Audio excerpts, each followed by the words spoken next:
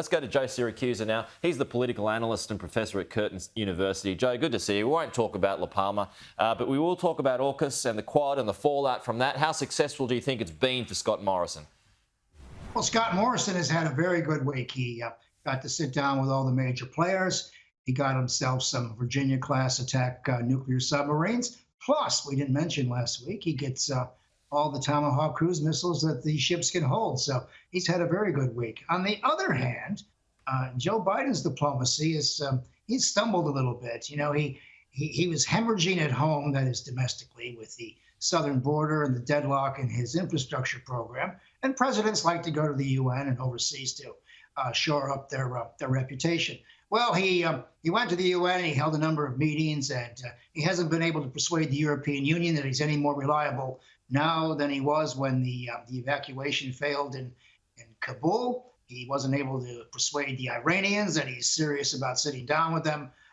He hasn't been able to persuade a whole lot of people. And so what is seen as a success in this country, which is true, was a failure there. And I think he paid too high a price in alienating France. I mean, France hates being regarded as a small power. I mean, it still regards itself as a great power. It is the only nuclear power in the middle of Europe. And it's one of the controlling features there. And they've made it very clear you can't trust the Americans. And I think the reason for this is, the reason that President Biden has stumbled is because most of his foreign policy is coming out of the national security establishment that he has. That is, the State Department has about 70 or 80 major appointments around the world that haven't won nomination in the Senate because the Senate's going to drive the Democrats crazy by not approving these things. So a lot of this is driven by people with very narrow focus, and they're not doing a very good job. And frankly, the president hasn't persuaded anybody in Europe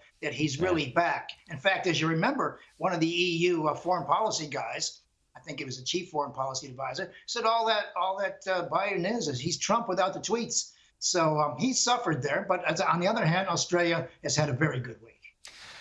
Just on the French there, now Australia did say that all of the exit roadmaps and clauses were all built into the contract, and there would be a certain amount of money that Australia would have to pay France as a kind of a make good. But France has now come around and said, well, we want $66 billion. How about that? Now, how much of an overreach is that, Joe? Oh yeah, that's crazy stuff. That's like some debt collector. Look, they don't owe them that kind of money. All they owe them is a simple kill fee. The French weren't going to be able to deliver what the Australians wanted on that. That should be the end of the story. Now, the French will probably use this as an excuse to torture the Australians. You know, I was thinking before last week,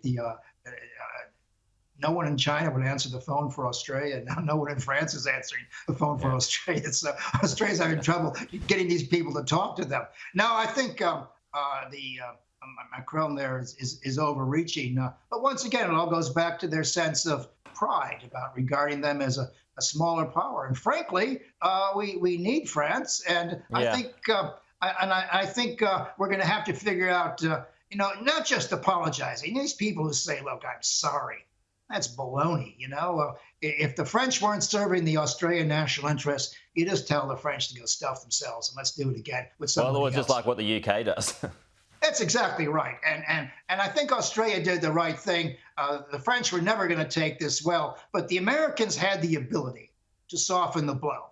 And maybe even the British had a bit of an ability to soften the blow, but they didn't. They allowed the Australians to sort of stiff the French on this. And, frankly, if you don't want if they're going to buy a submarine that doesn't work, you don't want it. I mean, what's the point of that? Yeah. And if the French want a lot of money, I'll see you in court. And the other thing that bothers me this week is that we're all worried about diplomacy and being nice.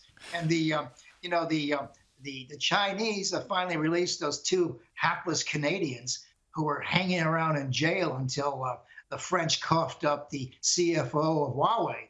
And of course, the Chinese couldn't care about any of this. They're going to do their own thing. I mean, imagine just grabbing people off the street as hostages until you get what you want. That's the kind of world that we're going to live in. Yeah, and hopefully we might get some progress on our Australians who are still imprisoned in China, but that might well be down the track too, considering how things are going at the moment. But Joe, good to see you. Talk to you soon. Thank you.